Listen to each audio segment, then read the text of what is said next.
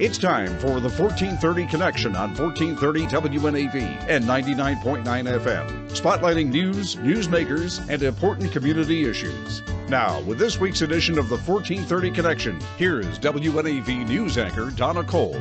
Welcome to the 1430 Connection. I'm Donna Cole. I once again have the pleasure of speaking with Chris Eberly. He's the Executive Director of the Maryland Bird Conservation Partnership. WNAV is a media partner of the Maryland Bird Conservation Partnership. Chris, thank you for taking time today to talk. Thanks, Donna. As always, it's a pleasure for me, too. You are well aware that it's not officially winter yet and that we've had our first snowy owl here in Maryland. Snowy owls come from the Arctic. They occasionally visit south of the Arctic. Some years are eruption years. We don't exactly know why that happens and why it doesn't happen. But what clearly did happen was this owl had a lot of fans that wanted to see it. You were aware of all the fans that wanted to see it. I called you about this, and I originally said, Chris, I'm not calling as a journalist, but I'm calling as someone that wanted to make sure the owl was okay. So tell us where we're at here. I think a lot of this seems to gain traction in terms of people wanting to see the bird when there are photos posted. And I think the one list that's out there had a bunch of these, and people were posting those. I got in contact with the administrators of that list and just, expressed some severe concerns about the ongoing problems that this generates. People disturb the bird. A lot of photographers like to get a picture of a snowy owl flying, so they will do what they can to try to get the bird fly, even if that means sometimes getting too close and flushing it. This list, I think, is taking some action and strongly discouraging that activity. So hopefully that will help. The other thing that you had mentioned is that the location this bird was at was just really bad in terms of people in cars stopping to look at it.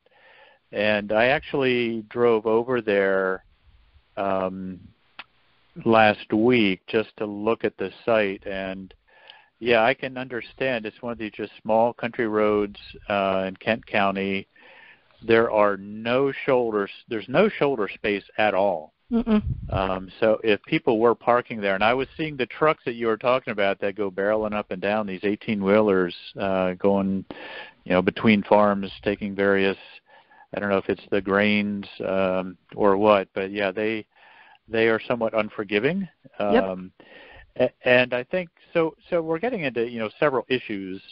One is just safety issues. Birders, and I can attest to this because I go around with birds all the time. Birders a lot of times are focused on the bird. They forget that they're standing on a road sometimes. It's just not a good habit to get into. And then, the other thing is just having care for how close you're getting to the bird. These birds have traveled a long way. They're not necessarily overstressed. They don't come here because they're starving. It's just when they come here, it's usually because there has been a really good production year, so to speak. A lot of birds hatched, and they're coming here exploring, looking for food. But, making a bird flush like that does create stress in a bird. It releases the stress hormones. And so some really good guidelines are if the bird, and whether that's a snowy owl, a bald eagle, or some other bird, if they kind of spend time looking at you, you're generally too close, because what they're doing is they're turning their focus away from looking for food to you who are entering their space. So that's a first sign. I think if a bird is looking at you more than just once in a while, you're too close and you need to back off. And then, if the bird flies away from you, I think that goes without saying. You're just way too close. We need to give birds the respect they need because they're just trying to look for their next meal, and survive the day. Full disclosure, I am one of the people that went over to see it. I also shared an article that I had written about this particular snowy owl in Kent County, and in that article I shared snowy owl etiquette, and I wrote, please read that part if you're going to go look for the bird. The etiquette is from Project Snowstorm, which does research on snowy owls. Chris, you had mentioned a list that we're talking about the MD Birding Facebook group, yes? Yeah, that's the list. And that's where the photos, a lot of people were sharing photos of the bird, and people were recognizing that people had gone out in the field regardless if they had permission. It was still too close. Yeah. And the other part of this is eBird, which is where the location is given of all these rarities. Do you think eBird will change or should change? Well, I think if we start to have more problems, I will get in touch with the eBird, the regional reviewers, and try to discuss a way that we can make this work for everybody, because we definitely want people to report their sightings, but there are a few species, I think barn owl is another one, that generally those locations are withheld for the safety of the bird. Certain birds just react a lot more strongly to human presence and are disturbed more easily. So if, this, unfortunately, I don't know, this is, the first bird of the season. Don't know how many we'll get this winter. But if we have a lot of this problem continuing on, then I think that's the next step that I will take, is to try to work with eBird on some way to at least delay releasing the location until after the bird is gone. Because I think that's, obviously people want to see this bird, and we want people to be able to see snowy owls when they come down. They're just the most amazing bird. But we need to do things like this in a very responsible way that doesn't endanger the bird or other people. So, we all need to work together on this. So we're doing what we can to try to help enforce this etiquette. Very good. Let's take a short break. We'll be right back on the 1430 Connection.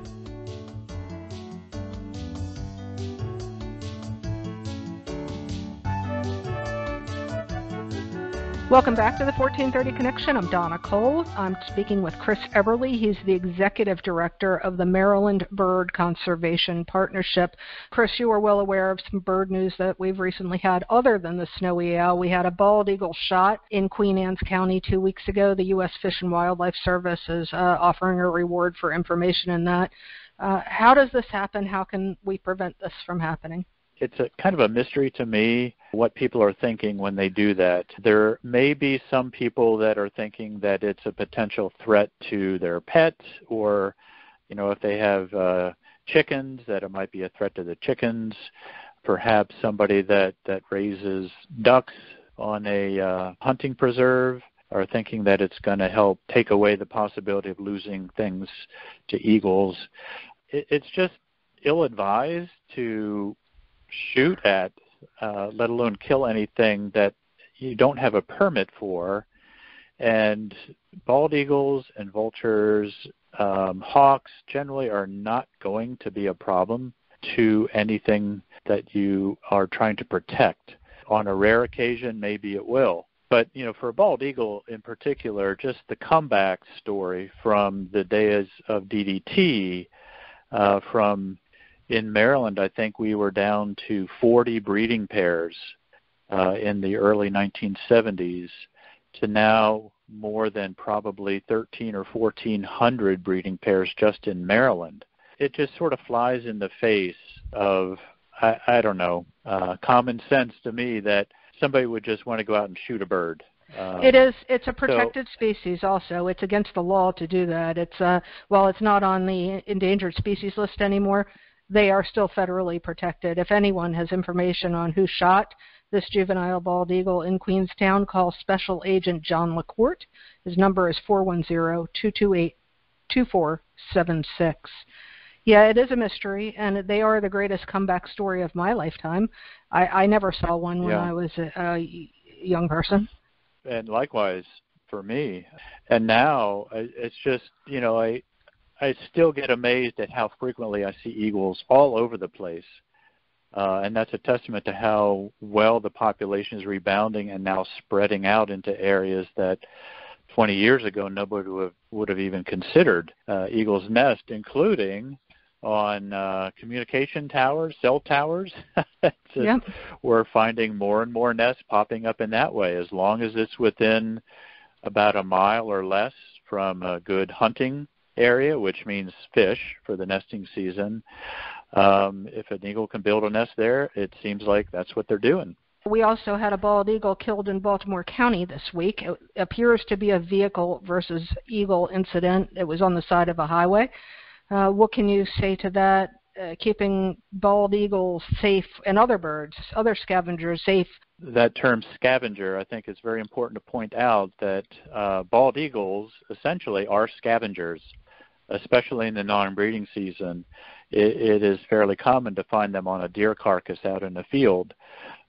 Similarly, a lot of deer get hit on the highways, and eagles might see that as a nice, easy meal, but don't recognize that cars move very quickly and they hurt a lot. So if you see a dead deer along the road, you should call the authorities. You can call the police, and then they will send somebody out to clean up, to take away the carcass.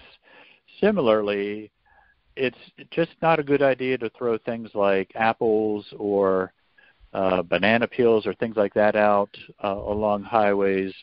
And the reason is because then you might get small rodents coming out to eat that, which hawks in general might go after. And I've talked to a few the animal rehab people that have said that they have so many red-tailed hawks that get brought in because they were going after a mouse that was on the side of the road, and it turns out the mouse was eating some food that somebody had thrown out of their car. So, something that seems as innocuous as just throwing an apple core out the window can actually turn into something deadly for raptors. Let's take another short break. We'll be right back on the 1430 Connection.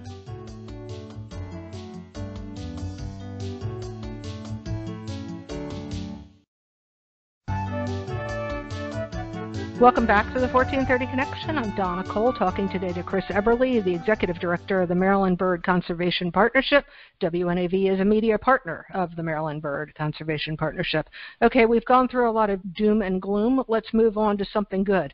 More people becoming interested in birding, according to an article in the New York Times dated May 29th, 2020, which coincidentally is my birthday, for those that want to mark that down, titled, "The Birds Are Not on Lockdown and More People Are Watching Them." It goes on to say bird watching has surged in popularity this year. According to the Cornell Lab of Ornithology, birders set a world record on May 9th for Global Big Day, an annual bird spotting event.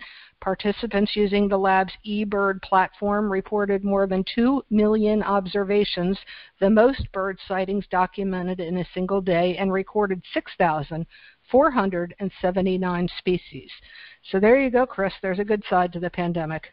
Yeah, there is. And, I think it goes beyond birding. And the great thing of the pandemic, if you can say it in that way, is that it has forced people to stay at home. And what that does is you start to look at, I have a yard. What's out there in the yard? And people actually go out and they're sort of reconnecting with nature, or maybe connecting for the first time. And what they're finding is that, they're starting to pay attention to birds and getting more interested in the birds and wondering, what is that bird? And they hear something singing, they get more interested in that, and they want to try to attract more birds. So, they're buying bird feeders, they're buying bird seed, they're buying bird books to identify what they're seeing. They're just spending more time in nature right in their backyard. And a lady that I know, Barb Whipke, who has two Wild Birds Unlimited stores in Southern Maryland, says business, it has never been better. Sales are just going crazy, and at other bird stores that I've talked to, it's the same thing. So some businesses are really suffering during this pandemic, but these stores are actually perhaps unfortunate, but still a beneficiary, and that's good for them. And I think people are going to continue this.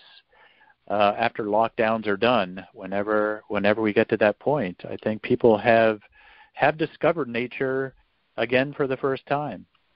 You know, it's interesting. You can often this goes in stages. At least for me, it did. Get interested in birds. Start photographing birds. Photographs weren't enough. I wanted to do something more. You started the Maryland Bald Eagle Nest Monitoring Program, which I volunteered for, and then I've gone into rescuing birds of prey.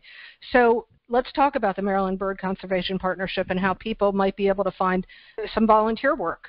If you like to volunteer and want to volunteer, I have a volunteer position for you. Yeah, I can always use volunteer help for things. You mentioned the Bald Eagle Nest Monitoring Program, and I'll mention that. The problem we have with this program is of the estimated 1,300 or 1,400 nests in Maryland, we have fewer than 25% of those documented in our database.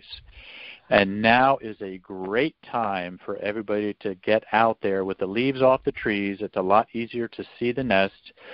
Eagles are probably, if not already, they're going to be starting up in their courtship activities, maybe looking at building a new nest, repairing an old nest.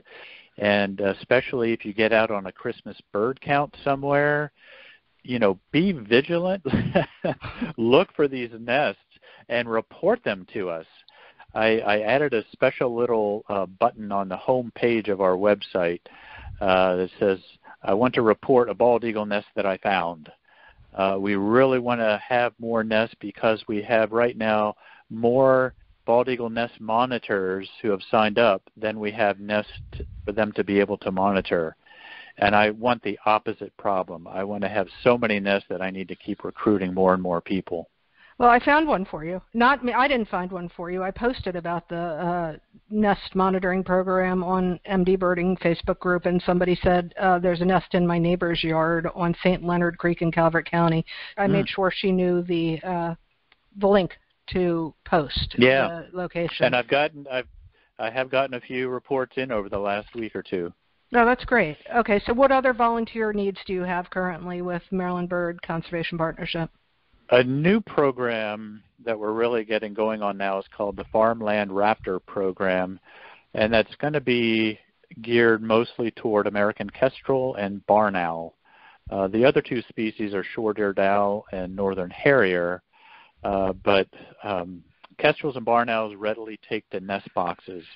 Both of those species are in decline, and both of them need agricultural lands, or large open grasslands. So we are trying to find landowners and farmers who have appropriate habitat. If you know where one of these birds nest, we also have a form on our website that you can report known nests for these birds. But I'm trying to work with the MOS, Maryland Ornithological Society chapters, and Audubon chapters in the state to coordinate at essentially a county level or so, and they'll be looking for volunteers to help build these nest boxes and then monitor the nest boxes once they're installed. So if you have an interest in volunteering for those things too, we would love to hear from you on that. I'm just taking a quick look at my website right now. It's marylandbirds.org, yes? Yes, I have there to volunteer to help build or monitor. Contact us at farmlandraptors@marylandbirds.org. It's on that page. So, yeah, go to marylandbirds.org, look under initiatives for Farmland Raptor program, and get some more information there. And that's a great way, you know, to get out and actually help with bird conservation, I think, in a fun way. Very good. Chris, I think we might be out of time. It's always too short, but that's why I keep having you back on. It is. I really appreciate it. Well, I enjoyed it, as always. Yeah, it's always fun to chat with you, Donna. This is Donna Cole. This is the 1430 Connection. We will see you next week.